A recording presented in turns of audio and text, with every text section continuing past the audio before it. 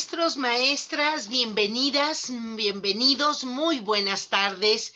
De veras nos da muchísimo gusto recibirlos en este espacio de nuestro martes de entrevista. Un martes que hemos convertido también en un espacio de formación, de capacitación, de análisis de los temas que hoy nos tienen ocupados, que nos tienen pensando cómo enfrentarlos desde estos espacios virtuales, desde las actividades, desde el sistema educativo como ahora lo tenemos montado.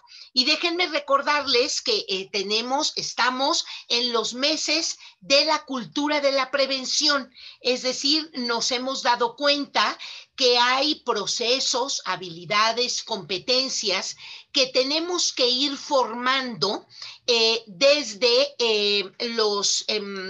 estas habilidades para adelantarnos, para que, digamos, no tengamos dificultades o problemas en el terreno de adelantarnos a las soluciones. Esta misma pandemia es un ejemplo de ello, ¿no? Estos cambios climáticos, estos problemas que tenemos con las mutaciones, las nuevas enfermedades, pues era un escenario anunciado. Y me parece que nos debimos debimos haber adelantado muchísimas cosas, pero justo porque el ser prevenidos, el ser precavidos, anticipar lo económico, lo social, lo cultural, a veces nos cuesta dificultad. Hemos destinado este mes de en noviembre y diciembre a pensar algunos de los temas relacionados con esto, una cultura de la prevención. Y en ese sentido, me gustaría presentarles a quien hoy va a abordar este tema, que es la maestra María del Rosario Alfaro Martínez. Ella es especialista en estos temas de la socioemocionalidad en un sentido de alerta. Es decir, ¿a qué nos estamos refiriendo? A estas habilidades que tenemos que ir formando en nuestros niños y nuestras niñas para que sepan defenderse, para que no permitan cosas. Ahorita van a conocer todo el trabajo que ella ha venido realizando y es muy importante que podamos ir ayudando a nuestros niños a desarrollar estas capacidades y estas habilidades. Déjenme presentarles a la maestra María del Rosario Alfaro Martínez. Ella es miembro fundador y actualmente la directora ejecutiva de Afectividad y Sexualidad AC Guardianes, organización acreditada por el Consejo Económico y Social de las Naciones Unidas, que se dedica a buscar el interés superior de niñas, niños y adolescentes, alineada a los objetivos de desarrollo sostenible de la Agenda 2030. Durante su gestión como directora de la institución, ha impulsado el desarrollo del buen trato y la crianza positiva en cuidadores primarios. Asimismo, ha trabajado en proporcionar a docentes y formadores herramientas para la detección oportuna del maltrato y violencia sexual en niñas, niños y adolescentes, y ha enfocado el modelo educativo de Guardianes en el desarrollo neurológico y emocional de niñas, niños y adolescentes, lo que les permite desarrollar habilidades ejecutivas de autocontrol, resiliencia y empatía, habilidades de las cuales platicaremos hoy ampliamente. Licenciada en Ciencias de la Familia, egresada del Instituto Superior de Estudios para la Familia, con estudios en psicoterapia de pareja y de adultos. A lo largo de casi 20 años, ha colaborado con organizaciones de la sociedad civil en la defensa de los derechos de las niñas, niños y adolescentes. Además, es conferencista internacional y cuenta con una amplia experiencia como vocera en medios de comunicación al respecto de estos temas. Así es que yo quisiera darle a Rosario la más cordial bienvenida. Rosario, muchísimas gracias por participar en esta entrevista. Segura estoy que muchas de las cosas que nos compartirás las aplicarán los maestros, les permitirán entender este tema de la violencia que viven muchos de nuestros niños, pero sobre todo ayudarles a desarrollar estas capacidades. Pues vamos a empezar, Rosario, si me lo permites, tenemos, te informo, hasta ahorita 58 participantes que luego van agregándose a lo largo de la entrevista, maestros y maestras que están muy interesadas en precisamente el tema que tú vas a abordar. Rosario, a mí me gustaría empezar preguntándote qué son las habilidades socioemocionales desarrolladas en el niño, en la niña, en un adolescente, para ayudarles a estar alerta, sobre todo en algunos riesgos. Mira, las habilidades socioemocionales, Patti, son recursos que tenemos justamente para poder relacionarnos mejor, ¿no? Primero, debí haberte dicho que estoy muy agradecida de que me invites aquí a tu programa y que agradezco mucho este espacio y el poder estar en contacto con docentes, porque yo sé que lo que vamos a compartir hoy no es para las 60 personas que están conectadas en este momento, sino que cada uno de ellos beneficia a muchas otras personas y que el impacto que lo que podemos lograr en este espacio va a ser muy grande para nuestras niñas, nuestros niños y para nuestro país, ¿no? Muchas gracias por la invitación. Volviendo a la pregunta, habilidades socioemocionales son aquellas que nos van a permitir tener un mejor desarrollo social. Me gusta mucho un ejemplo que no es mío, es del doctor Daniel Siegel, y que creo que eso va a explicar muy bien de qué se tratan estas habilidades. Él explica que todos nosotros tenemos pues un cerebro que en realidad está dividido en dos partes. Hay un cerebro que es como la planta baja de una casa que se encarga de situaciones en donde tenemos que reaccionar, o sea, como cuando nos tenemos que poner a salvo de la huida o de podernos defender, ¿no? Y que tiene que ver con todas las emociones que nos ayudan a que estos dos mecanismos se puedan poner en función, ¿no? Como son la ira, la rabia, el enojo, el miedo, ¿no? Que no son ni buenas ni malas, tienen una función para ayudarnos a defender. Y tenemos otro cerebro, que es como la segunda planta de la casa, que es la que tiene la capacidad del lenguaje. Esa parte del cerebro nos ayuda también a tener una visión mucho más estructurada y clara de nosotros mismos, de los demás, de la realidad. Nos ayuda a procesar mejor nuestro pensamiento, ¿no? Y las habilidades socioemocionales, en realidad, son la escalera que va a comunicar estos dos cerebros, ¿no? Hay personas que pueden desarrollar a través de que en los primeros años de su vida recibieron buen trato, una escalera sólida, ¿no? Que entonces el miedo, cuando sienten miedo, cuando en la planta baja hay miedo, van a canalizar ese miedo de una manera para poderse cuidar, proteger, defender y no caer en pánico. Pero cuando esa escalera no estuvo bien construida y entonces hay una debilidad para poder subir a al segundo piso de nuestra mente, entonces ahí tenemos un gran problema, ¿no? Y eso es cuando recibimos malos tratos en la infancia. Cuando en la infancia fuimos criados de una forma en donde sentimos todo el tiempo miedo, ansiedad, angustia, entonces la situación realmente se vuelve muy compleja y estas habilidades no se pueden desarrollar bien y hacen que las personas en sus relaciones interpersonales, pues en lugar de practicar seguridad, desarrollen dependencia, ¿no? O sea, las habilidades emocionales más importantes son aquellas que nos van a hacer sentir seguros, hacer sentir que nosotros podemos ponernos a salvo, que somos valiosos, que somos suficientes.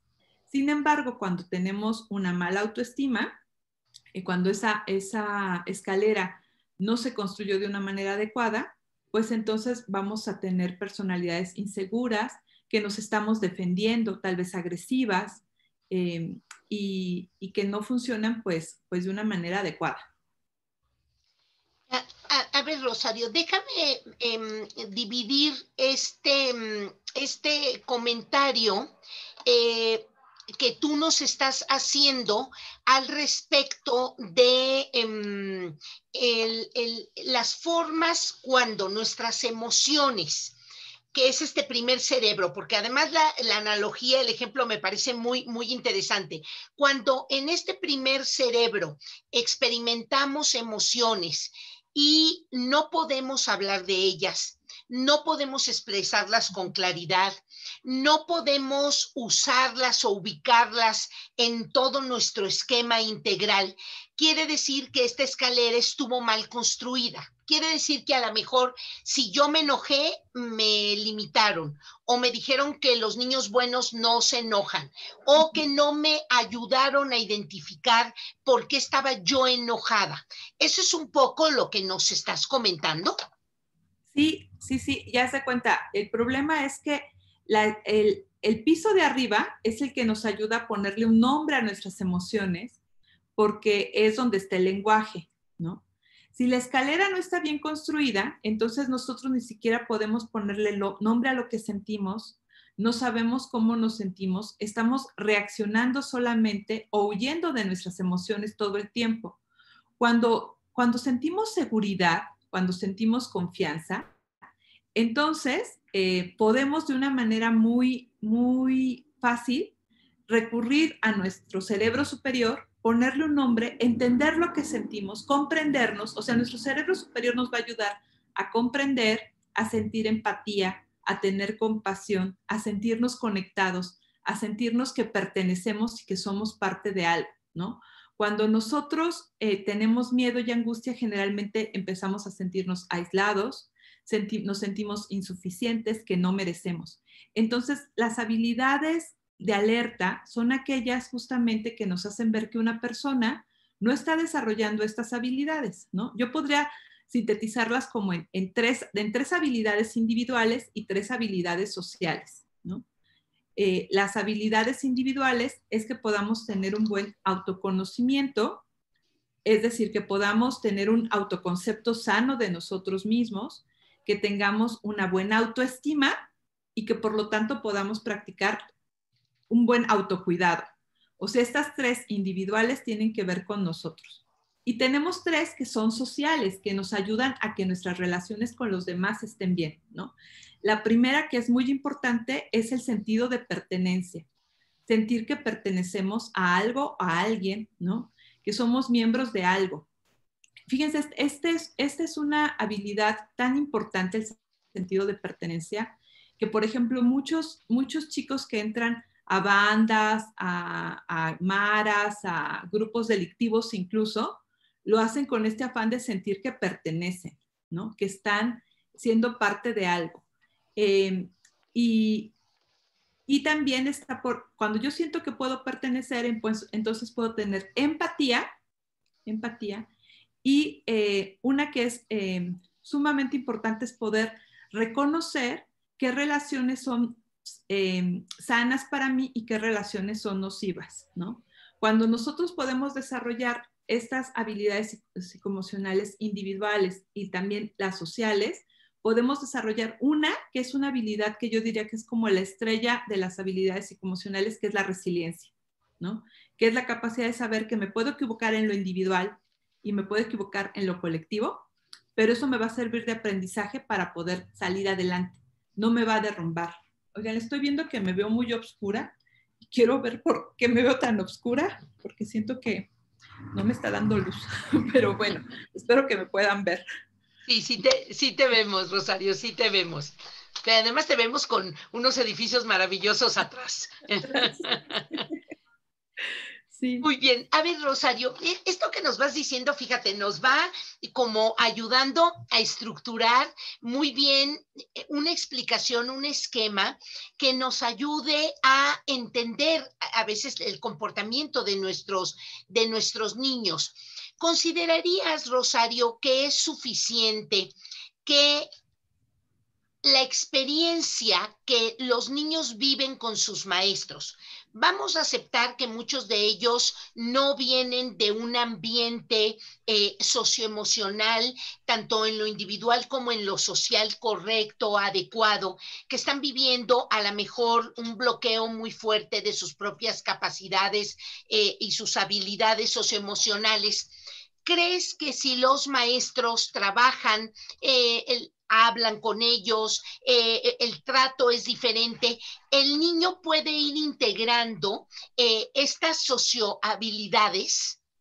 Claro, pero mira, nosotros tenemos en nuestro cerebro unas bonitas neuronas que se llaman neuronas espejo, que nos ayudan justamente a reconocer el estado emocional de otras personas. Estas bonitas neuronas espejo que sirven en muchos momentos de nuestra vida, también tienen una pequeña debilidad. No podemos reconocer algo que el otro no ha reconocido. Por eso nosotros en Guardianes decimos que lo primero que tenemos que hacer es cuidar al cuidador, ¿no? Y volvernos incluso una ayuda para los que más ayudan, como los docentes, ¿no? Esto significa que para que un docente, una maestra, un maestro puedan reconocer el estado emocional de sus alumnos, pues tienen que trabajar primero con ellos mismos, ¿no? Yo siempre creo que nosotros enseñamos lo que necesitamos aprender, ¿no? Entonces, cuando nosotros nos damos cuenta que los primeros beneficiarios de la alfabetización emocional, los primeros beneficiarios de reconocer estas habilidades emocionales, somos nosotros mismos, entonces cuando las trabajamos en nosotros, en nuestra propia historia, cuando nos damos la oportunidad de reconocer nuestras limitaciones y también las cosas maravillosas que tenemos, podemos entonces llevar a nuestros alumnos y alumnas a otros lugares, porque esto no es de aprender una clase, es de trabajo personal. Entonces, lo que necesitamos es más maestros y más maestras que tengan una sana conciencia emocional y que además hayan hecho una elaboración personal de las carencias que todos tenemos, ¿no? Y que incluso hayan vuelto estas carencias oportunidades de aprendizaje, ¿no? O sea, justo la vocación que tienen, que es enseñar, que es una vocación preciosa, es justamente yo creo que la primera cosa es que para poder ser un buen maestro tienes que volverte un buen alumno de la vida, ¿no? Entonces, si los maestros logran esto, la verdad es que se van a convertir entonces en personas que puedan conectarse emocionalmente con sus alumnos, que puedan ver cómo los ayudan a estar mejor a ellos y sobre todo que puedan ayudar a las niñas y a los niños a suplir muchas de las cosas que les faltan también en su vida, ¿no? Y es una cosa muy interesante porque cuando un maestro se compromete con esto y empieza a ayudar a sus alumnos también en sus debilidades emocionales, es nuestra mejor manera de sanar. O sea, nosotros sanamos mucho más cuando ayudamos a otros también a mejorar su salud emocional. Qué maravilla. Y sobre todo, fíjate, Rosario, que los maestros fueron los primeros que advirtieron la importancia de este trato, de esta relación, de este desarrollo, de las habilidades socioemocionales, fueron lo primero que pidieron. Hoy los vemos capacitándose, profundizando, leyendo sobre el lenguaje, sobre la actitud, sobre esta manera de hacer pequeños grupos, de cómo hacer tutoría entre los niños, como estas maneras de incorporar el desarrollo de habilidades socioemocionales. Así es que, bueno, segura estoy que esta respuesta que tú les has compartido les va a seguir ayudando y motivando a continuar esta labor de estar al lado de un chico, de una chica, a veces que más nos necesita, es siempre con un mensaje de impulso, de motivación, de tú puedes, que es tan importante ahorita para muchos alumnos. Pero entremos en la materia del maltrato, Rosario. Cuando esta escalera está muy deteriorada, cuando tenemos mucha digamos, poca habilidad para manejar nuestras emociones, cuando incluso nuestra conducta está llena de agresión, de maltrato, de esta dañar a los demás, porque esto se aprende, y nuestros chicos están rodeados de eso. ¿Cómo pueden los maestros darse cuenta de que algún pequeño está viviendo una situación de maltrato o de abuso infantil? Digamos, ¿cuáles serían los indicadores que ellos pueden observar para saber que sus niños están pasando por una situación así? Mira, el primer indicador y más importante es un cambio total de actitud, ¿no? O sea, que niñas y niños, lo que antes les gustaba y les parecía entretenido y querían hacerlo, ahora ya no, ¿no? Ya no, no les emociona, no les gusta. No necesariamente significa que son niños que se vuelven más problemáticos. Muchos niños y niñas que sufren violencia física, psicológica o incluso sexual, se refugian a veces en la escuela para poder sobreponerse al dolor emocional de lo que están viviendo, ¿no? Siempre cuando algo nos causa mucho dolor, nuestra psique se va a defender de eso. Eso es una cosa, es un mecanismo de defensa que incluso es sano. A nadie nos gusta estar sufriendo. Entonces, como una defensa al dolor, hay muchos que se refugian justamente en la escuela. Yo me he encontrado con docentes que cuando les decimos, cuando hacemos alguna evaluación y les decimos, tal niño, tal niña, creemos que está sufriendo violencia, me dicen, no, no puede ser, él es el más aplicado del salón. Es que no tiene nada que ver, ¿no?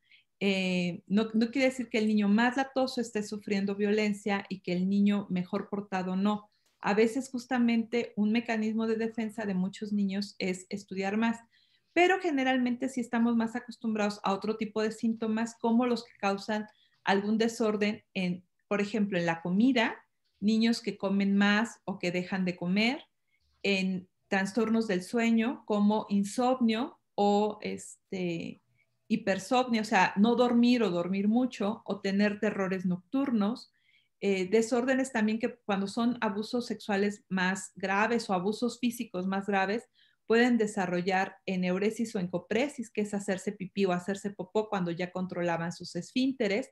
Incluso muchos niños en clase, a nosotros nos pasa que cuando damos pláticas de lo que es violencia sexual a niños, muchos cuando escuchan el tema, aunque sea de una manera adecuada a su edad y evidentemente muy, muy sutil para los niños, cuando escuchan de que hay abusos entre adultos a niños, llegan a hacerse pipí en el salón de clases, ¿no?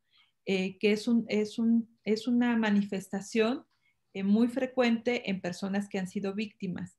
Entonces, como que los síntomas que tenemos son múltiples y también a veces son confusos, porque también cuando los niños atraviesan el divorcio de sus padres, cuando tienen una situación de ansiedad, por ejemplo, muchos niños que en este momento están en casa y que ya no aguantan el encierro, pueden empezar a desarrollar algún síntoma similar, aunque no estén sufriendo una situación de violencia. Pero en general, estos son los síntomas que podemos ver y que son una señal de alerta muy grande para decirnos que algo no está bien. O sea, no sabemos si están sufriendo abuso físico, emocional, sexual o de algún tipo, pero nos dicen que no está viviendo bien una niña, un niño que está sufriendo estas cosas. Eso nos pone un poco en alerta. ¿Y de qué tamaño es el problema, Rosario, en México? Un poco como para poner también en esta situación de alerta a nuestros maestros. Ustedes que han analizado mucho el fenómeno y que desde Guardianes han estado acompañando, sobre todo evidenciando lo que pasa en México, porque mucho tiempo en México estuvo como sin tratar, sin medir, sin identificar. ¿De qué tamaño es el problema en el mundo y en México específicamente? Mira, el problema es muy grande, ¿no? Muy, muy grande. Más porque es un tema del que no hablamos, o sea, es un tema que no estamos hablando constantemente, no hablamos de eso, está en secreto y en silencio. Las estadísticas que tenemos que son confiables, como las de la Organización Mundial de la Salud, dicen que en el mundo, 1 de cada 4 niñas y 1 de cada 6 niños va a sufrir algún tipo de violencia antes de cumplir 16 años, ¿no? O sea que estamos hablando de que si es 1 de cada 4, pues es el 25% de las mujeres, y si es 1 de cada 6 es más o menos el 18% de los hombres, ¿no? Lo cual es muy alto, muy, muy alto. En México, nosotros hicimos, gracias a Alexia y a NetQuest, 2 empresas que se dedican a hacer estudios de opinión, en el 2016 y en el 2018, un estudio justamente para ver en México cómo era la violencia. Y lo que encontramos fue situaciones realmente muy alarmantes porque, para empezar, hay muchos tabús para hablar del tema, pero al menos en México, 1 de cada 10 personas reconoció en esta encuesta que habían sufrido ellos abuso de niños o que conocían una persona muy cercana de su familia que habían sufrido un abuso. Y al menos el 12% dijo que en su familia había habido situaciones de abuso, lo cual para una encuesta de opinión es sumamente alto en un tema en donde no se habla, ¿no? Claro. Entonces, nosotros creemos, porque además también hay que considerar una cosa, solamente 1 de cada 10 víctimas denuncia, y las estadísticas oficiales están basadas en el número de denuncias que hay. Entonces, es un tema muy fuerte porque no tenemos denuncias, no se habla de este tema, y entonces las estadísticas pues evidentemente son posteriores. Que también a mí me gustaría explicar aquí por qué la gente no denuncia. Porque si nosotros observamos, hay muchas personas que muchos años después van a decir que sufrieron violencia cuando eran niños, más si se trata de violencia sexual, ¿no? Por ejemplo, encontramos en estos grupos de redes sociales, por ejemplo, que hacen denuncias sociales como el famoso Me Too, ¿no? Que hay gente que dice 20, 30, 40 años después que sufrió violencia sexual, ¿no? Y todo lo que decimos es, pero ¿por qué no lo dijo antes? ¿No? O sea, ¿por qué se está esperando tanto tiempo y ahora ya que está prescrito el delito, que ya pasó, lo dice? Bueno, eso es porque, como decía hace rato, siempre nos estamos defendiendo del dolor y no queremos sufrir. Y uno de los primeros síntomas de haber sido víctima de una violencia fuerte, ya sea psicológica, física o sexual, es primero la amnesia, ¿no? Realmente incluso la misma persona va a olvidar el evento, ¿no? No lo va a querer incluso reconocer. Y en segundo lugar tenemos un mecanismo de defensa que es muy grave, que se llama disociación, ¿no? Este mecanismo de defensa lo que hace es cuando una víctima está sufriendo algo que físicamente le resulta bastante incómodo, doloroso o inentendible, lo que hace es que las sensaciones de su cuerpo las pone por un lado y lo que piensa y siente de eso por otro, y se escinde. Entonces, esa separación, esa disociación de su cuerpo, de sus sensaciones corporales, con sus emociones y sus pensamientos, hace que durante mucho tiempo, incluso para esa misma persona, no sepa de qué se trata. Hay personas que pueden reconocer que le tienen miedo al agua, a cierto animal, a cierta situación, a los relámpagos, a las cosas, y dicen, no sé por qué tengo este miedo. Muchas veces es porque esa fobia o esa situación les recuerda una situación de abuso temprano de la que no podemos hablar, o sea, ellos mismos no pueden hablar de ella, y trasladan eso a otra situación de miedo, ¿no? Entonces, hay muchas víctimas que no van a hablar del tema del abuso hasta que pase mucho tiempo, y es normal, ¿no? Por eso incluso muchas personas, como yo también, creemos que los delitos que pasan en la infancia no deberían de prescribir, ¿no? No debería de haber un tiempo nada más para poderlo denunciar, porque el fenómeno incluso es que tiendas a quererlo olvidar. Claro, no, e incluso muchos de los niños, Rosario, cuando se habla con ellos, a lo mejor de haber sido objeto de violencia física, de golpes, de maltratos psicológicos muy fuertes que también pueden emplear los mecanismos, o el propio abuso sexual, muchas veces cuando lo logran verbalizar, hemos conocido casos que dicen que pensaron que ellos tenían la culpa. ¿No? Claro. Es decir, son, digamos, estas explicaciones que van rodeando o el amnesia o la disociación para un poco el contacto con el dolor o la sorpresa o la poca explicación que se puede tener en estos casos. ¿Qué dirías tú que pone más en riesgo? Un niño pequeño, 3, 4 años, siempre será vulnerable. Rosario, digo por la edad. Es decir, una persona adulta o un joven contra un niño de 4, 5, 6, 7, 8 años, digo, siempre va a ganar, incluso por la misma fuerza física, ¿no? Pero digamos, ¿en qué tendríamos que poner los maestros, las maestras, atención para ayudar a los niños a ir preparando estos estados de alerta? ¿Qué es lo que hace que un niño pueda defenderse, pueda, digamos, reaccionar a tiempo, huir a tiempo, platicar a tiempo, identificar a un aliado fuerte, que a veces no necesariamente son sus papás, pero sí un amiguito, una vecina, el propio maestro? ¿Qué debe de tener el niño? ¿En qué tenemos que trabajar para hacerlo robusto en ese sentido? Los niños y las niñas lo que tienen que tener es un sentido de seguridad. Deben sentirse seguros. O sea, el trabajo principal que tenemos los adultos, y eso es todos, hay un dicho muy bonito africano que dice que para educar a un niño y una niña se necesita una aldea, ¿no? Y es cierto, o sea, todos nosotros, todos, tengamos hijos, no los tengamos, seamos docentes, no los seamos, seamos papás, mamás, lo que sea, e influimos en los niños y en las niñas, ¿no? De una o de otra manera. Entonces, lo primero que tenemos que hacer es brindarles un sentido de seguridad y no condicionarles ni el amor ni la credibilidad, ¿no? Esto es, no decirles a los niños que solamente los queremos cuando son buenos, cuando se portan bien, cuando hacen las cosas de una manera excelente, cuando sacan buenas calificaciones, ¿no? Los queremos incondicionalmente, ¿no? Los aceptamos incondicionalmente, independientemente de sus calificaciones, de sus actitudes, de sus conductas. Y la otra cosa que es sumamente importante es que les tenemos que creer siempre, ¿no? Generalmente las personas que fueron víctimas de algún tipo de violencia piensan que nadie les va a creer. Y lo peor es que tienen razón. Cuando nos cuentan, no les creemos, ¿no? Siempre pensamos que tienen algún problema, alguna cosa por la cual les ocurrió lo que les ocurrió. De hecho, yo quise decirles que incluso en psicología, nosotros en psicología tenemos algo que se llama Manual de los Trastornos Mentales, que se le conoce como el DSM-X número, vamos ahorita en el DSM-5, ¿no?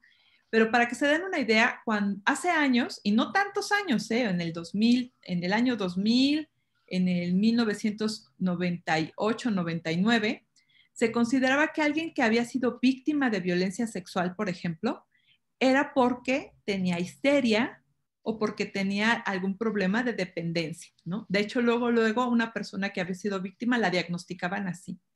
Años después, incluso, en el DSM-4, ya no los diagnosticaban como histéricos, pero los diagnosticaban peor aún, los diagnosticaban como borderline, ¿no? Todas las personas que habían sido víctimas de abuso sexual eran borderlines y por eso les había pasado lo que les pasó. Incluso hay muchos psicólogos hasta la fecha. Yo ahora en la pandemia acabo de estar en un pequeño foro y una psiquiatra explicó que no de todas las personas se abusaba, que solamente se abusaba de aquellas que tenían un problema de personalidad o un problema que los hacía estar vulnerables. Y eso no es cierto. O sea, hoy sabemos que pueden abusar de cualquier persona. Como tú muy bien decías, Patti, pues evidentemente un niño más chiquito es más fácil que vulneremos sus derechos, ¿no? Porque el ser niñito o niñita no significa que por eso en sí mismo ya seas vulnerable, pero es más fácil que seas vulnerado en tus derechos y que alguien abuse de ti, ¿no? Cualquier persona, aún los niños que tienen papás presentes, que tienen una buena autoestima, que han sido educados en las mejores escuelas, en las mejores familias, podrían sufrir una situación de abuso, todos independientemente de su estilo de personalidad. Hoy sabemos que evidentemente también hay personas que tienen algún trastorno de personalidad y que eso los ha hecho más susceptibles a sufrir este tipo de cosas, pero no son los únicos. El problema es que cuando nosotros evaluamos a una persona que sufrió violencia sexual o violencia física o violencia emocional muy grave, los síntomas que le deja el trastorno de estrés postraumático, que es como ahora realmente hay que diagnosticar a las personas, tienen un trastorno de estrés postraumático por haber sufrido violencia, las secuelas emocionales que deja se parecen a algunos problemas que tienen trastornos mentales, pero no los tienen. O sea, y de hecho es muy importante tener un buen diagnóstico, porque si yo como terapeuta creo que estoy frente a una persona que tiene, bueno, la histeria ya está, desapareció del manual de los trastornos mentales, ¿no? Pero si yo creo que una persona tiene histeria, o creo que una persona es borderline, o creo que una persona tiene una personalidad dependiente y por eso sufrió un abuso, pues así la voy a ver y la verdad es que no le voy a ayudar a llegar más arriba de donde la estoy viendo. Si yo creo que es una persona que la violencia que sufrió la ha lastimado tanto, que le ha dejado secuelas emocionales de inestabilidad, de sentirse insuficiente, de no sentirse una persona conectada, pues evidentemente voy a ayudarle mucho más a lidiar con los síntomas que tiene, no catalogándola que es su estructura de personalidad y poniéndole una etiqueta horrible. Y por lo tanto, creyéndole muchas de las cosas de la violencia que ha sufrido. Entonces, realmente, por ejemplo, lo que podemos hacer con una víctima, lo primero que tenemos que hacer es creerle, ¿no? Hay muchos tipos de prevención. La prevención primaria es justamente una cosa que los docentes pueden hacer muy bien, que es dar una buena educación afectiva y sexual a niños y niñas para que ellos primero pues puedan conocer las partes del cuerpo por su nombre, sepan reconocer esto que tú decías, un adulto protector de un adulto que les puede hacer daño, que puede ser nocivo, que puedan reconocer una cosa muy importante, las caricias ternura de las caricias eróticas. Los seres humanos necesitamos cariño, besos, abrazos, pero las caricias de ternura tienen tres características y hay tres características de las caricias eróticas. Las caricias de ternura, fíjense, esto se lo pueden explicar a todos los niños. Primero son públicas, ¿no? Nos las damos y todos nos podemos ver, o sea, podemos darle un beso, un abrazo a todo el mundo, ¿no? Segundo, se pueden repetir con todos los demás. Si yo le doy un beso a mi mamá, le puedo dar un beso a mi papá, a mi abuelita, a mi tío, a mi hermanito, a mi hermano mayor, a quien sea, ¿no? Se repiten. Y tercero y lo más importante, la sensación que dejan en mi cuerpo es agradable. Yo me siento bien de que los demás me acaricien y de yo acariciar a los demás. En cambio, las caricias eróticas, o si son niños muy chiquitos, les decimos las caricias de malestar, las caricias incómodas, son caricias que primero no son públicas, se hacen en privado. Nos tenemos que esconder para abrazarnos, para besarnos. Segundo, no se pueden repetir. Eso es solamente entre tú y yo. No podemos besar así a más personas. Y la tercera, que es la más importante, la sensación que dejan en el cuerpo es que no estamos muy seguros si nos hace sentir bien o nos hace sentir mal. Incluso si una caricia te hace sentir sucio, te hace sentir mal en tu propio cuerpo, te hace no habitar tu propio cuerpo, es una muy mala caricia, ¿no? Entonces, esas caricias hay que decirle a alguien que nos pueda proteger que alguien nos está acariciando así, ¿no? Entonces, necesitamos justamente tener esta prevención primaria, pero existe, Pati, una prevención secundaria con aquellos niños que creemos que posiblemente algo ya les pasó. Y ahí justamente está esto de creerles y de darles primeros auxilios emocionales. Un primer auxilio emocional es decirles que ellos ya hicieron bien por contarnos, que les creemos y que nosotros los adultos somos los que nos vamos a encargar de garantizar sus derechos y de garantizar que ellos estén bien emocionalmente. Si nosotros logramos transmitirle a niñas y niños una situación de conexión, de consuelo, de cuidado, entonces es mucho más fácil que los síntomas de estrés postraumático no sean tan graves. O sea, el dar primeros auxilios emocionales es muy importante porque vamos a evitar que los daños que las secuelas y las secuelas de la violencia se vuelvan una situación muy grave. Un mito que nos tenemos que quitar de nuestra cabeza todos es que cuando alguien sufre violencia física, emocional o sexual es una huella imborrable.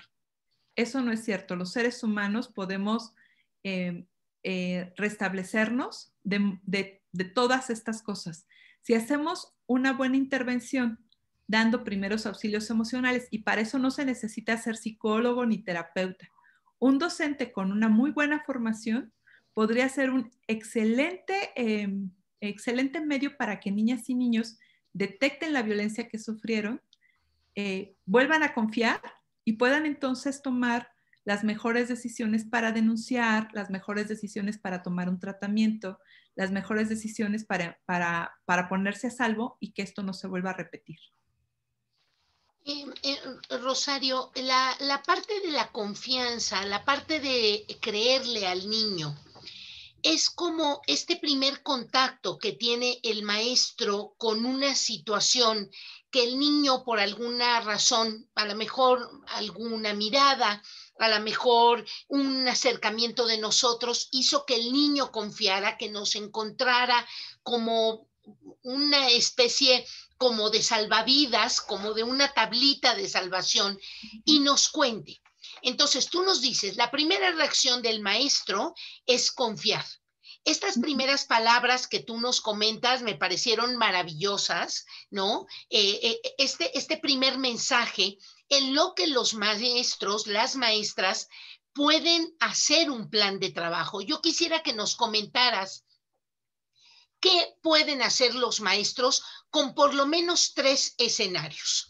En el sentido de que que se dé cuenta que este pequeño, este jovencito, porque a veces tenemos chicos de 10, 12, 13 añitos que todavía necesitan ayuda, que esté en un contexto familiar que sí apoya, que sí tenemos la garantía de que también van a confiar, que también van a creer y que por alguna razón fue el maestro, la maestra en la que el niño confió para comentarnos, contarnos, un poco pedirnos ayuda.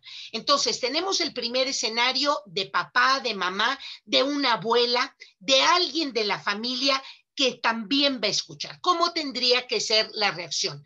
Pero luego tenemos un segundo escenario. A lo mejor que el agresor sí esté dentro, ¿no? Y que vaya a haber algún miembro de la familia que pueda escuchar, pero que al final se defienda también, no quiera escuchar.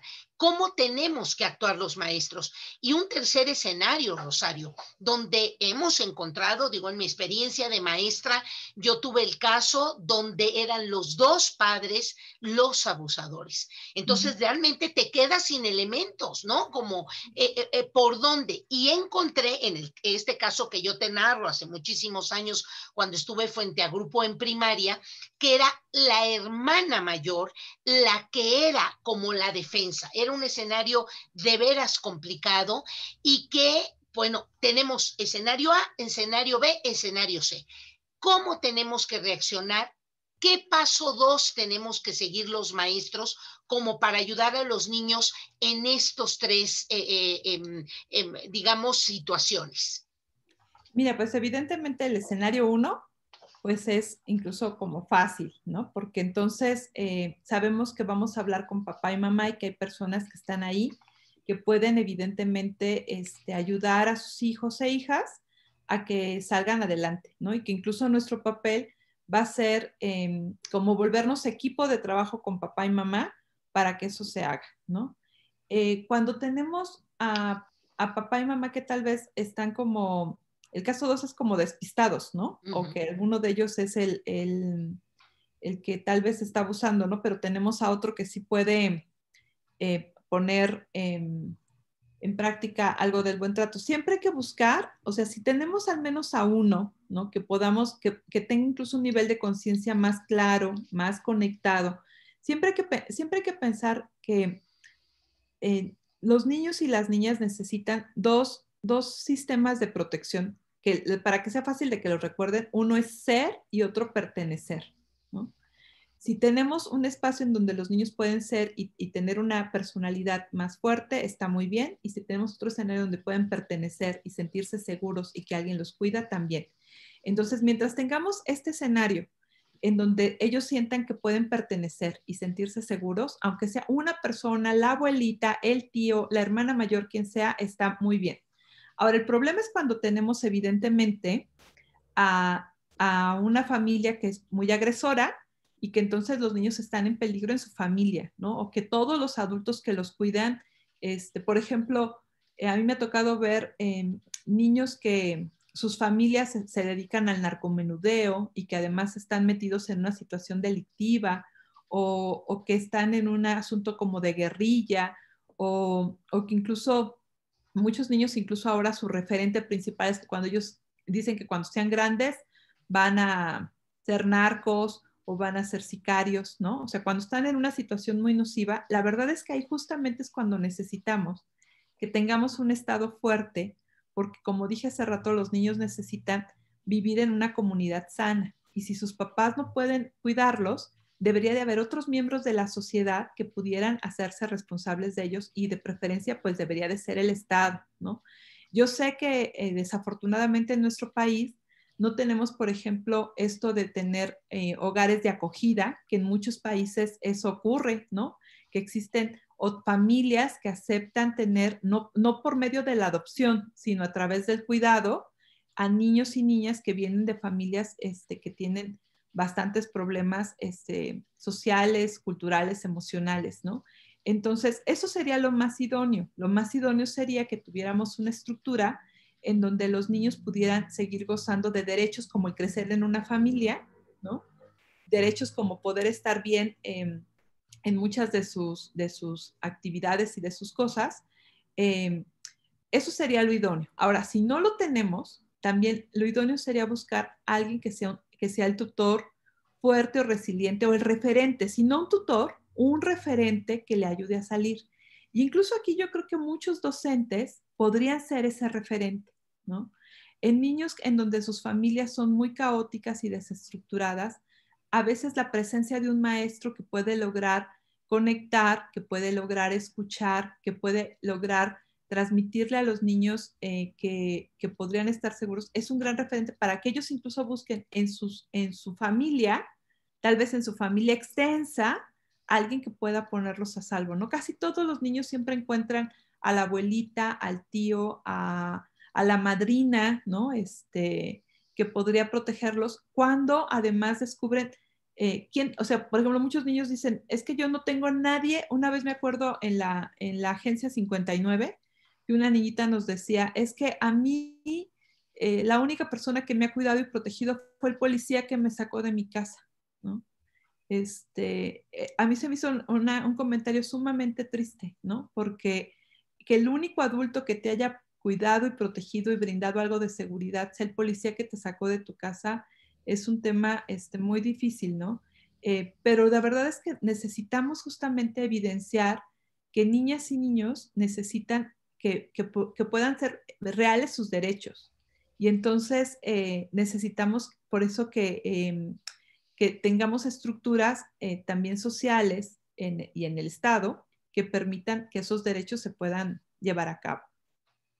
E incluso, Rosario, no sé qué opines de que los maestros puedan, digamos, ir ayudando a los niños de una manera indirecta, ¿no? Porque, digamos, normalmente muchos de los casos se quedan en el escenario 1 o en el escenario 2, pero cuando verdaderamente los casos son extremos, cuando los maestros ayudan a los niños a hacer un diario, a lo mejor a tener un álbum de mis emociones, a lo mejor a tener cómo me gustaría mi vida cuando yo pueda decidir sobre ella. Es decir, este maestro que pueda ir ayudando de una manera indirecta, como a ir trabajando las emociones, que el niño no las disocie, que el niño esté consciente y sepa que está en un escenario complicado, pero que va a llegar algún momento en donde lo pueda lograr. Ha habido algunos casos ahí que los maestros nos han platicado que ha resultado. ¿Tú qué opinas en relación a esto?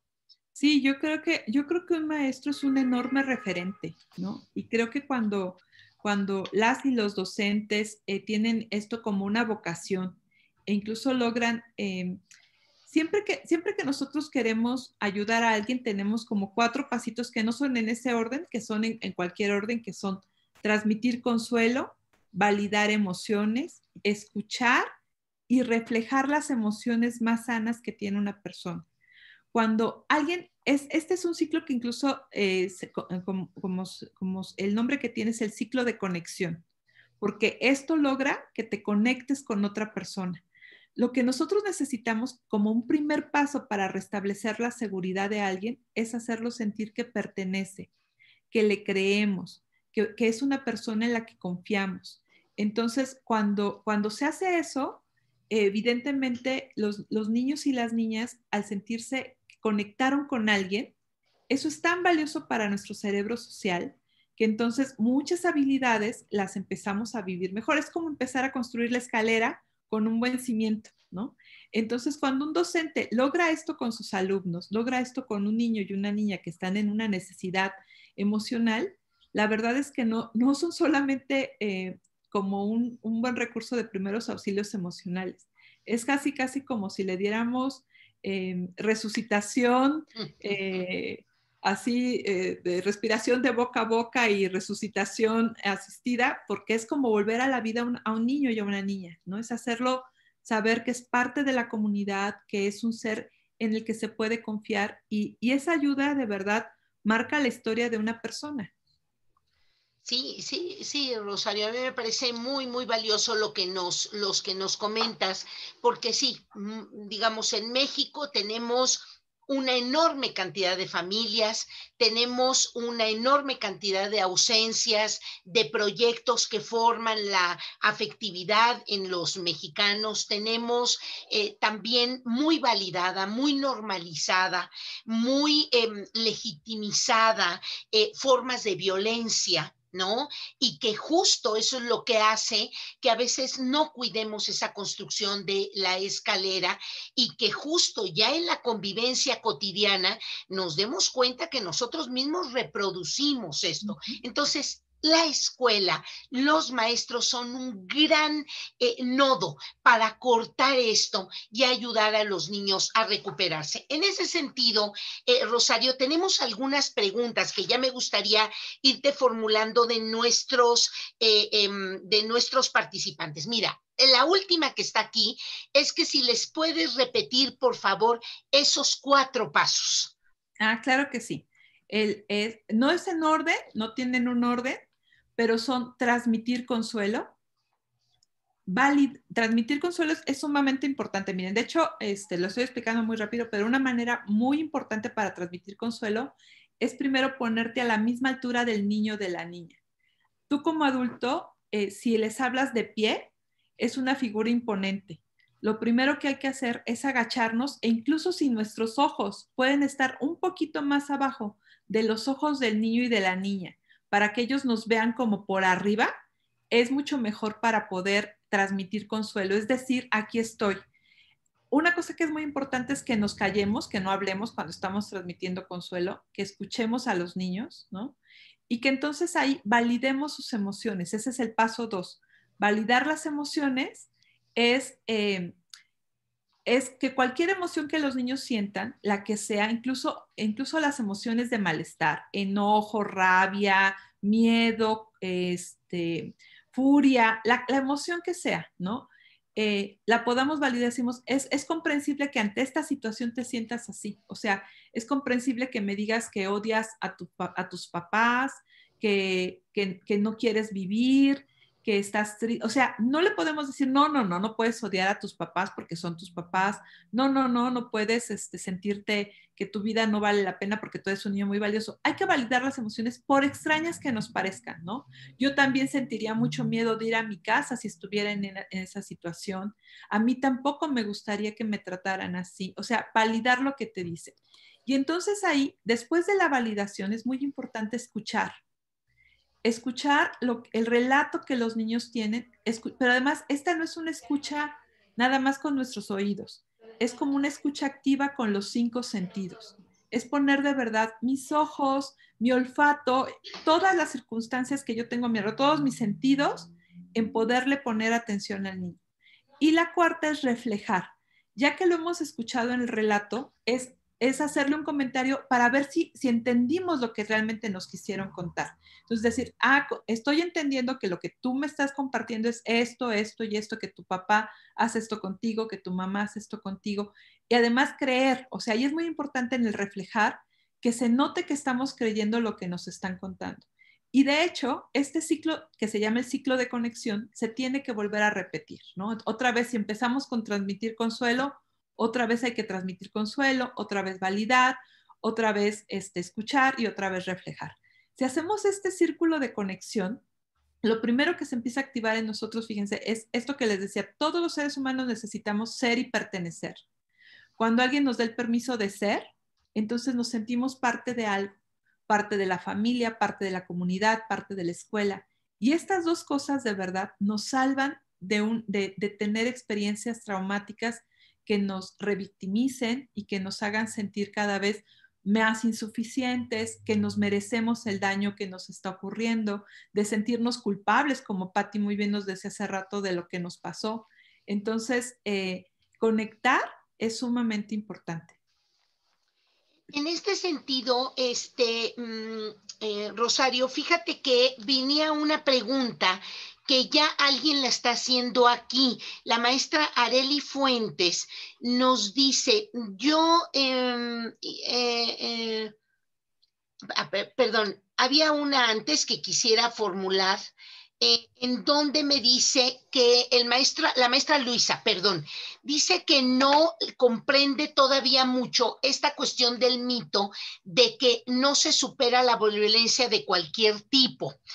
La pregunta que yo quería hacer es, ¿cuánto tarda una persona en recuperarse? Creo que tiene que ver con el acompañamiento, creo que tiene que ver con esa reconstrucción de la escalera, tiene que ver con muchos factores, pero me gustaría que tú profundizaras al respecto de eso, porque la maestra Luisa dice, ¿hay alguna experiencia ya vivida, obviamente, de alguna documentación, alguna investigación por la que se asegura que sí se puede superar, es decir, que la gente quedaríamos intacta? Claro. De hecho, mire, los seres humanos tenemos una habilidad que les dije que era la habilidad reina, ¿no? Que es la resiliencia.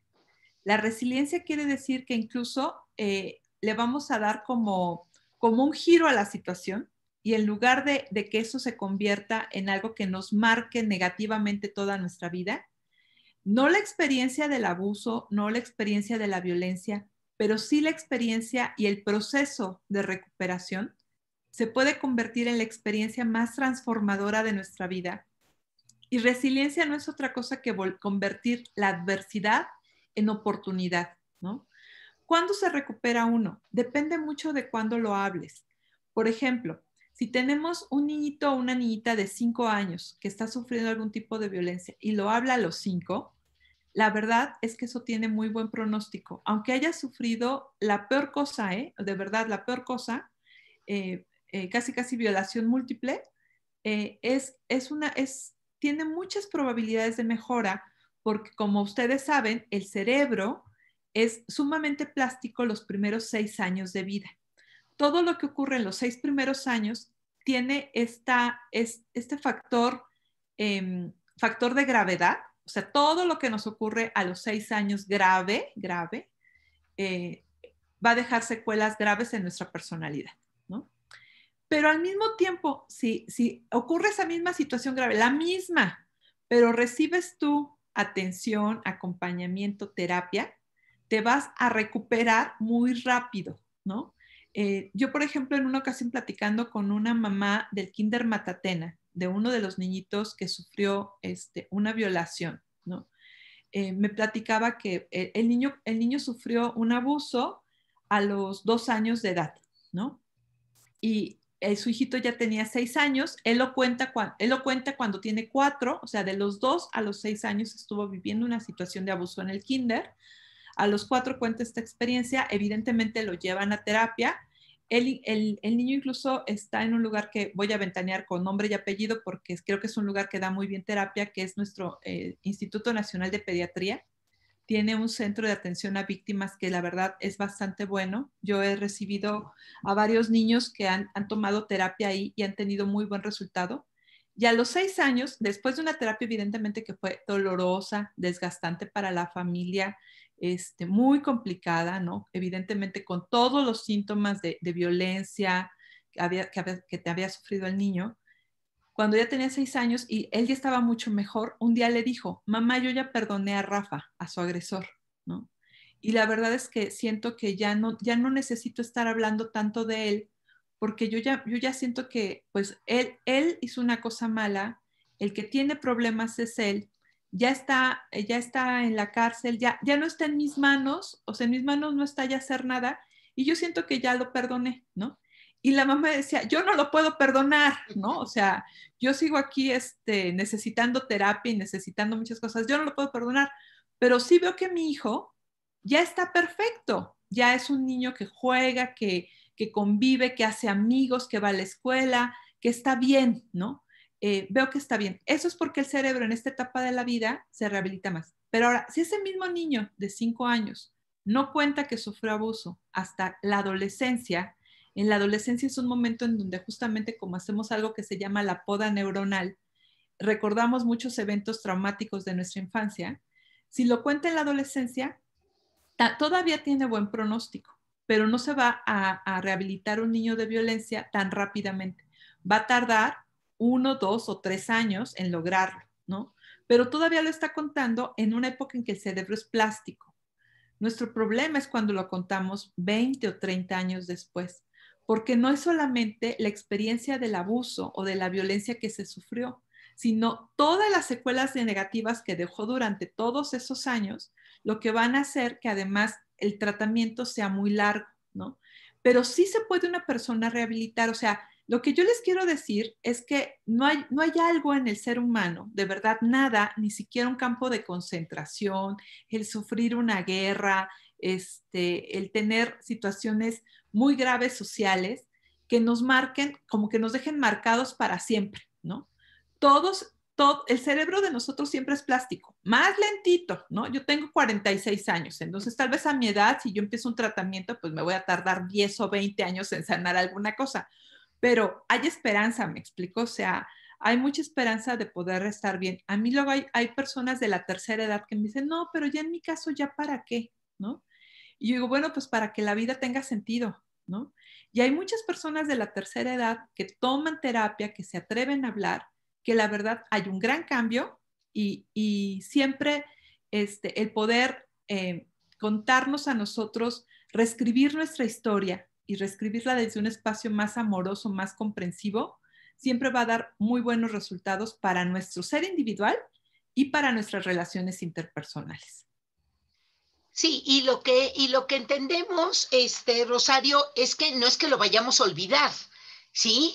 Ninguna cosa que No, hubiéramos vivido la vamos a olvidar y de repente se va a borrar como si tuviéramos alguna pintura mágica. No, vamos a aprender a convivir con eso, vamos a recuperar estas habilidades positivas, esta manera de confiar también en los otros, de hacernos cargo de nuestra vida y eso quedará siempre en un recuerdo, pero ya no en un recuerdo doloroso, ya no en un recuerdo que nos molesta, ya no en un recuerdo que a lo mejor nos hace daño, que eso es lo que justo tenemos que poner a los niños que han vivido algún tipo de violencia en una condición para que puedan construir esta escalera y puedan ir y venir y subir y bajar de ella, ¿no? Entrando en contacto con todo e incluso también pudiendo entrar en contacto cuando se es adulto con otras personas que han subido violencia y que nos podamos convertir en ese referente, no en ese otro agresor y que la ignorancia o la falta de empatía también son una forma de agresión, ¿no? claro. Entonces, entiendo que esa es la propuesta. Mira, Mira, a mí, tenemos a mí me gusta decir que sí, las heridas son la puerta de entrada al conocimiento de nosotros mismos. No es una frase mía, tampoco es una frase del doctor Alfonso Ruiz Soto. Las heridas son la puerta de entrada al conocimiento de nosotros mismos. Pero yo sí lo que creo es que nosotros siempre herimos con nuestras heridas y causamos dolor con nuestro dolor emocional. Cuando nosotros nos damos cuenta que al sanar nuestras heridas también llevamos bienestar a la vida de los demás. Eso también a veces nos hace querer avanzar en el tratamiento porque es muy difícil. Nada más como para cerrarles, quisiera recomendar una bibliografía al respecto. Si alguien sufrió alguna situación de violencia en su infancia y ya es un adulto, ¿no? Que justo es el peor panorama, ¿no? Cuando decimos, híjole, pero yo ya lo debí de haber contado hace 40 años, ya ahorita ya para qué. Hay un libro muy bueno que se llama El coraje de sanar, ¿no? De Helen Bass. Este libro de verdad que se los recomiendo porque es como un libro de autoayuda, pero está muy bien hecho porque es un libro terapéutico. Entonces, está hecho sobre todo para sobrevivientes de violencia sexual en la infancia. Entonces, el libro se llama, lo voy a volver a repetir, El coraje de sanar, y la autora es Helen Bass, con doble S. Perdón, es Helen Bass con B de B de bueno. bueno, A, S, S. Ok, ya se los puse, tanto el nombre como el autor. Ajá, entonces, de verdad creo que es un libro que puede ayudarles mucho porque nunca es tarde para emprender el camino de la sanación. Ahora, evidentemente, el camino no es fácil, ¿no? El camino es un camino doloroso, pero tiene muy buenos resultados. Siempre hay posibilidad de mejora, siempre. Perdóname, Pati, ahora sí te interrumpí. No, no, no, de ninguna manera, Rosario. Mira, tenemos dos planteamientos más. Uno de el maestro Loal Almar, que nos dice, desafortunadamente los niños ven a sus padres como un modelo a seguir. Ellos son sus héroes y por eso es que en algunas ocasiones es más difícil distinguir lo que están haciendo en realidad no está bien, ¿no? Digo, si la agresión viene de tu padre, de tu madre, vamos, es mucho más difícil si viene del vecinito o si viene de alguien que llegó a la fiesta, ¿no? Es decir, el padre y la madre siempre serán un referente y seguramente será mucho más doloroso un abuso en ese sentido. Y lo otro nos lo comenta Areli Fuentes. Fíjate que ella es maestra en formación. Supongo que está estudiando la normal. Y dice, tengo una duda. ¿Hasta dónde un docente puede intervenir cuando se detecta una situación de abuso en el aula o en la escuela? ¿Qué cosas sirven como evidencia para respaldar lo que se detectó? Son dos planteamientos que te hacen, Rosario. ¿Hasta dónde tiene que intervenir un adulto? Es totalmente, tiene que intervenir, vamos, ¿no? O sea, actualmente incluso nuestras leyes dicen que cualquier persona que cree, que tiene la suposición de que un niño o una niña está sufriendo violencia, tiene que denunciarlo, ¿no? O sea, es más, incluso podría haber sanciones por no denunciar, ¿no? Dependiendo de los casos, no en todos, pero en muchos casos puede haber una sanción legal por no denunciar, no nos podemos hacer cómplices de una situación evidentemente delictiva, ¿no? Como, por ejemplo, el caso Matatena, que es un caso público, ¿no? Y que es un caso en una escuela, muchas maestras, la pregunta era por qué incluso mandaban a los niños con el esposo de la directora, ¿no? O sea, ni siquiera era un docente de la plantilla escolar. Entonces, muchos de estos maestros también han tenido que enfrentar cargos porque, aunque tal vez nunca vieron que hubo una situación de abuso, pues había esta situación como extraña de que el esposo de la directora mandara a llamar niños a una habitación privada, ¿no? Niños además muy pequeños. Entonces, ¿cuándo se tiene que hacer esto? Siempre. Ahora, la siguiente pregunta decía, ¿qué cosas nos sirven como evidencia, ¿no? Para respaldar esta situación. Miren, un problema que tenemos en nuestras leyes, en México sobre todo, cada estado de la República Mexicana tiene su propia normatividad en cuanto a derecho civil y en cuanto a derecho penal, ¿no? Y por lo tanto, en cada una las cosas que se pueden presentar como pruebas son diferentes porque incluso lo que se cree que es violencia es distinto, ¿no? O sea, no es igual en cada estado. Pero yo lo que puedo decirles es que en general hay muchos mitos también sobre la violencia y sobre todo sobre la violencia sexual, que se cree que hay que llevar pruebas, así como pruebas físicas, ¿no? Semen, sangre, el moretón, la marca, la cicatriz, la huella de que el niño o la niña sufrieron violencia. pero en realidad cosas que nos sirven más como evidencia son los síntomas que les platiqué, o sea, los cambios de forma de ser, los cambios en la alimentación, los cambios en el tiempo del sueño, los cambios en la conducta. Esas también son cosas que sirven de evidencia. Y a veces incluso una cosa que ayuda mucho es hacerle una valoración psicoemocional a los niños que pueda servir como una prueba de que algo está ocurriendo, ¿no?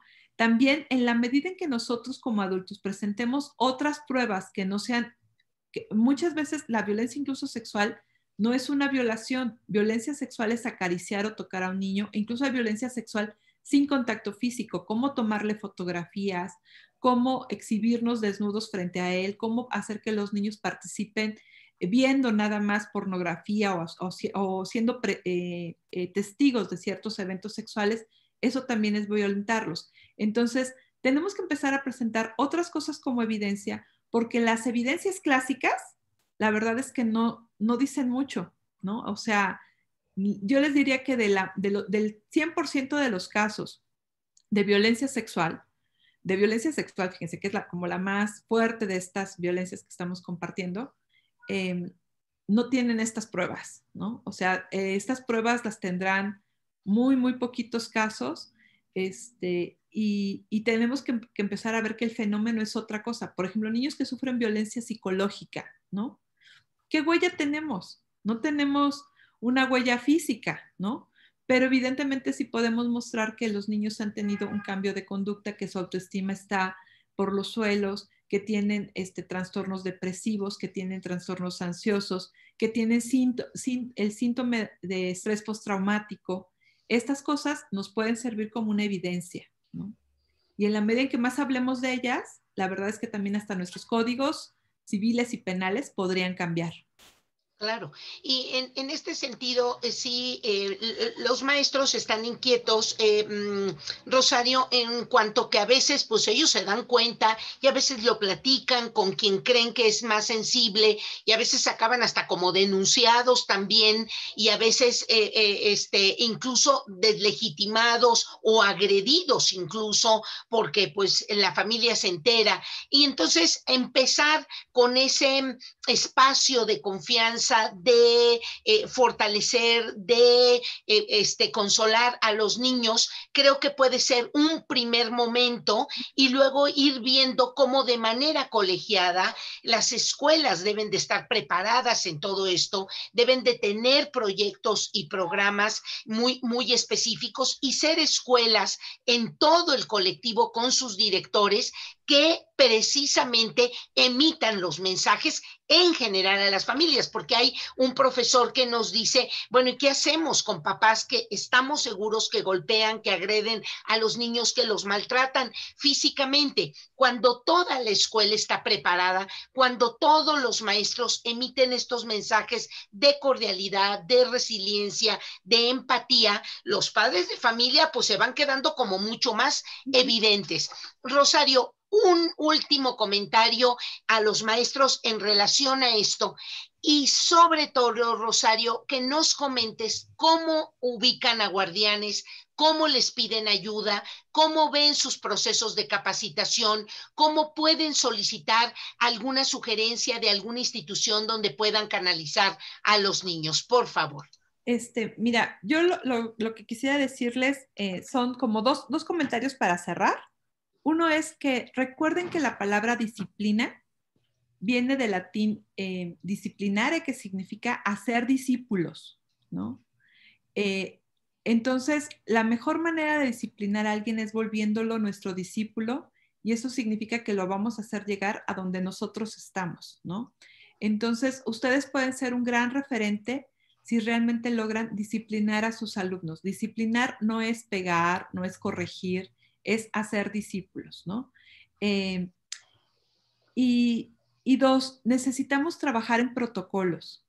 Cuando tenemos protocolos de intervención para saber qué hacer cuando nos damos cuenta que un niño está sufriendo violencia psicológica, violencia física, violencia sexual, cuando tenemos un protocolo claro de prevención, o sea, prevención existe prevención primaria, que es cuando no ha pasado, ¿no? ¿Qué cosas tenemos que hacer educativas para hacer que esto nunca pase? 2, saber cómo dar primeros auxilios emocionales en la prevención secundaria cuando tenemos la duda de que eso ya pasó. Por ejemplo, aquí cuando ustedes tienen la sospecha de que un papá o una mamá está golpeando a sus hijos, ¿qué tenemos que hacer? Y 3, ¿qué hacemos cuando ya estamos seguros que ya pasó?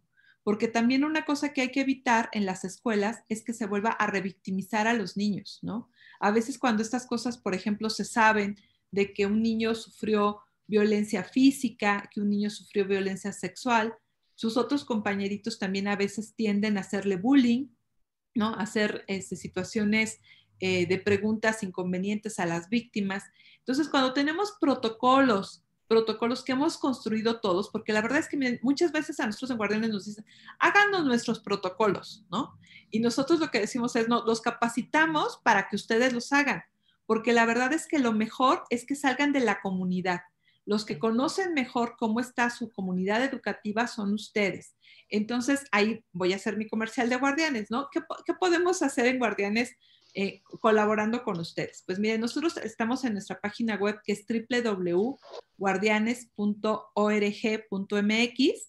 Tenemos ahí incluso muchas cosas que compartimos de manera gratuita. Actualmente por la pandemia estamos dando cursos totalmente gratis. Les puedo yo mandar, ahorita nada más es que yo o hablo o mando cosas porque no soy muy buena haciendo dos cosas a la vez, pero ahorita les puedo subir nuestro calendario de lo que resta de este mes de actividades. De hecho, tenemos un evento muy, muy bonito que me gustaría invitarlos el 19 de noviembre a las 9 de la mañana. Vamos a contar con el doctor Jorge Barudi, que es experto en temas de crianza positiva. El doctor Barudi ha escrito muchísimos libros con respecto al tema de crianza, con respecto al tema del apego, a los buenos tratos a la infancia. Es de verdad un experto en el tema y va a estar con nosotros el 19 de noviembre. La plática es totalmente gratuita. Estaba transmitiéndose por Zoom y también se va a transmitir por Facebook, pero la verdad ya no tenemos lugares de Zoom, porque se inscribieron más de 2,000 personas al evento, pero todavía por Facebook lo pueden ver totalmente gratuito si se inscriben. Ahorita les pongo los datos para que puedan inscribirse y verlo. Y vamos a dar un taller que a mí se me hace que también es un taller que les puede servir mucho la primera semana de diciembre, o sea, del 30 de noviembre al 4 de diciembre. Es un taller que se llama Prevenir desde el amor, no desde el miedo. La verdad es que nosotros en Guardianes estamos convencidos de que la mejor manera de prevención, la prevención debe ser un acto de amor, ¿no? Y entonces prevenir debe de ser con habilidades psicoemocionales como las que hoy hemos hablado, debe de ser prevenir con mucha conciencia, y no prevenir porque ya nos pasó. Generalmente cuando hacemos esa prevención de que ya tenemos al niño que sufrió tal cosa dentro de la escuela, entonces todo el mundo entra en pánico y entonces empezamos a poner un montón de reglas. Ya, nadie acaricia a los niños, nadie bese a los niños, nadie se les acerque, porque entonces puede haber aquí entre nosotros un agresor sexual, entonces, o un agresor físico, y ya todos nos estamos viendo con desconfianza. Y eso justo promueve que haya más situaciones de violencia y de abuso, ¿no? O sea, lo que necesitamos es que haya más confianza, más seguridad, volver la escuela a un espacio seguro, pero no seguro porque aquí no pasa nada, sino seguro porque podemos confiar en los demás, porque podemos tocarnos y abrazarnos y saber que, digo, ahorita no porque está el COVID, pero esperemos que el COVID no dure para siempre, ¿no? Y que podamos otra vez volver a tener contacto físico significativo y emocional adecuado, ¿no? Pues muy bien. ¿A dónde escriben los maestros, Rosario, mientras tú lo escribes para que ya pusieron, la maestra Lisbeth nos ayudó y puso la página de Guardianes, cosa que le agradecemos mucho.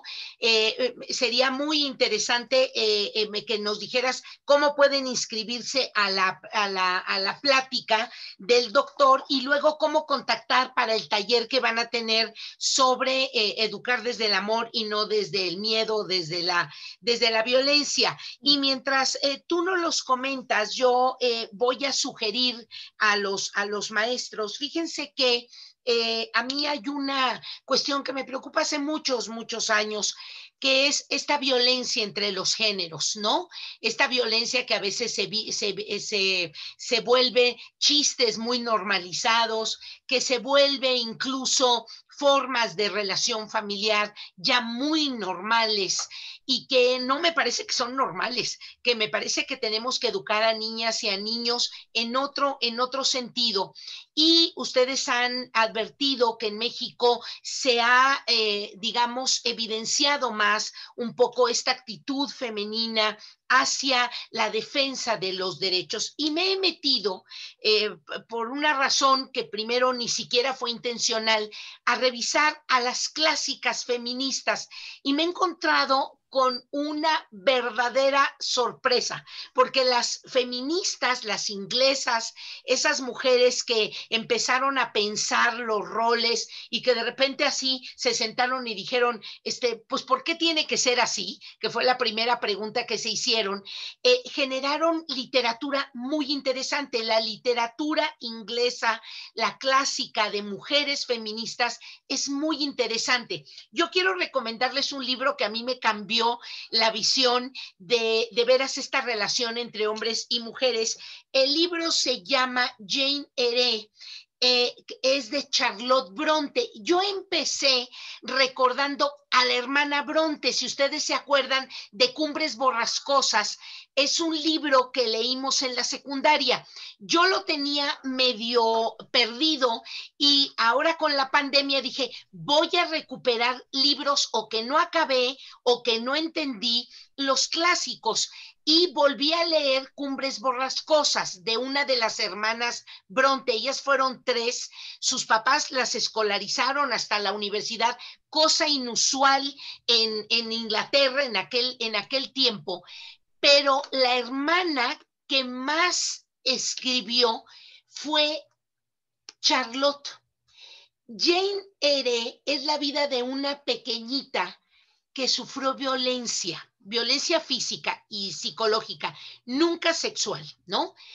Pero hay un párrafo, Rosario y maestros, que a mí verdaderamente está en la página, este libro no está paginado, cosa que me sorprendió muchísimo, pero está en las primeras páginas. Y cuando ella es violentada por la madrastra, hay un parrafito que dice, ella piensa, dice, ¿con qué fuerza deseaba contestar esa pregunta que me hacía? Pero qué difícil era encontrar las palabras. Los niños tienen sentimientos, pero no sabemos analizarlos. O si los analizamos parcialmente, no sabemos expresar con palabras los resultados de nuestro análisis. Sin embargo, ¿cómo temía perder esa primera y única oportunidad, a la mejor que tendría, de aliviar mi pena contenida por mucho tiempo y poder contestar esa pregunta que me hacía? La pregunta era, qué otras cosas, Jane, te hemos hecho? Esta reflexión de una niñita de 5 años queriéndose defender va a ser la narración de una mujer que se da cuenta de cómo hemos normalizado la violencia. Y de ahí ella empieza, va a tener la relación con 3 hombres en donde la van a pretender y ella piensa que puede ser ese hombre de la vida cuando se da cuenta cómo ella puede tomar las riendas de su vida. Es un libro muy interesante. Maestros que estén aquí para educar a sus hijas, papás para educar a nuestros hijos varones, maestros y maestras para educar a nuestros hijos, vale la pena que vayamos profundizando. Rosario, yo verdaderamente ya vi por aquí los links, descárguenlo, maestros.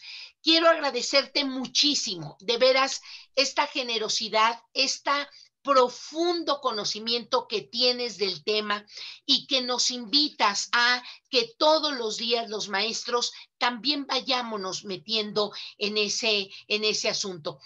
Rosario, que Guardianes no se canse nunca.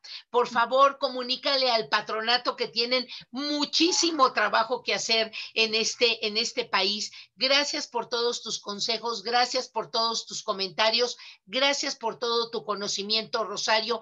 Y yo quisiera presentarte, como siempre lo hago, en forma de galería, a los maestros que nos acompañaron el día de hoy. Maestros, muchas gracias a ustedes. Muchas gracias por interesarse en el tema. Muchísimas gracias por compartir este video. Ustedes saben que los maestros que hoy nos acompañaron, el día de mañana les compartimos este video para que lo pasen a sus papás, para que lo pasen en sus colectivos, para que lo compartan en una próxima reunión con los maestros. Maestros, sí tenemos que hacer una escuela distinta, sí tenemos que hacer relaciones y convivencia distinta, esa convivencia que se base en la seguridad, en la confianza, en el cariño y en el amor. Rosario, muchas gracias por invitarnos a eso, y maestros y maestras, a ustedes por esa construcción en el cariño, en el amor. Por aquí veo que la maestra Mónica ya tiene hasta su familia. Ya hemos encontrado, Rosario, que los maestros invitan a sus esposas, a sus tías, a sus hermanas y a sus familias para acompañarnos en este martes de entrevista.